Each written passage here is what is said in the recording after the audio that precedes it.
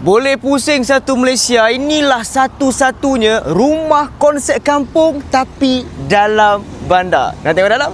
Let's go.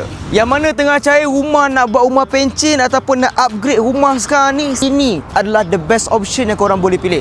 Untuk rumah ni, rumah semi-D, sizing 70 x 35.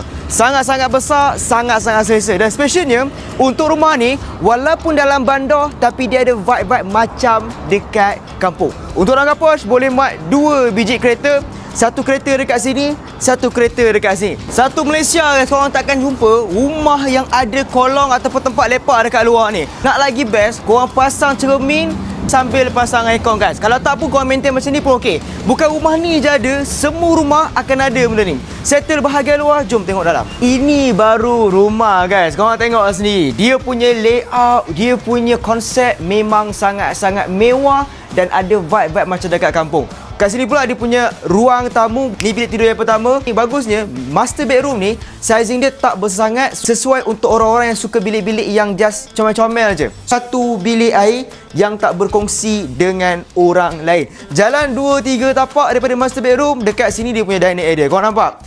Dining area boleh muat satu meja makan untuk 8 orang. Rumah semi-D, 8 orang boleh makan dekat sini guys.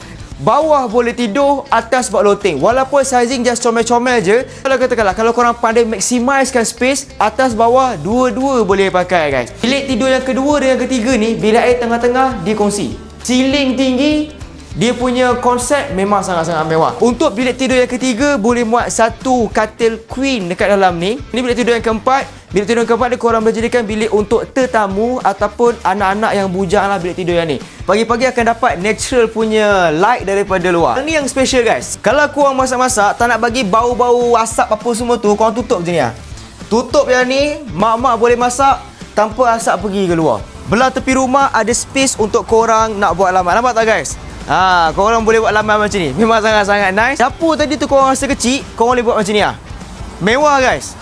Dapur dekat luar buat macam ni memang sangat-sangat mewah, memang sangat-sangat style. Kepada yang tengah plan nak upgrade rumah ataupun tengah cari rumah untuk pencen, aku rasa ini rumah yang terbaik untuk korang. Untuk rumah semi-D, konsep kampung dalam bandar ni, starting price hanya 428 saja. Rumah baru percuma segala kos gua main. Kalau serius nak apply, tak payah pening-pening, terus klik link di bio untuk aku bantu semak kelayakan dan pergi set masa tengok rumah ni.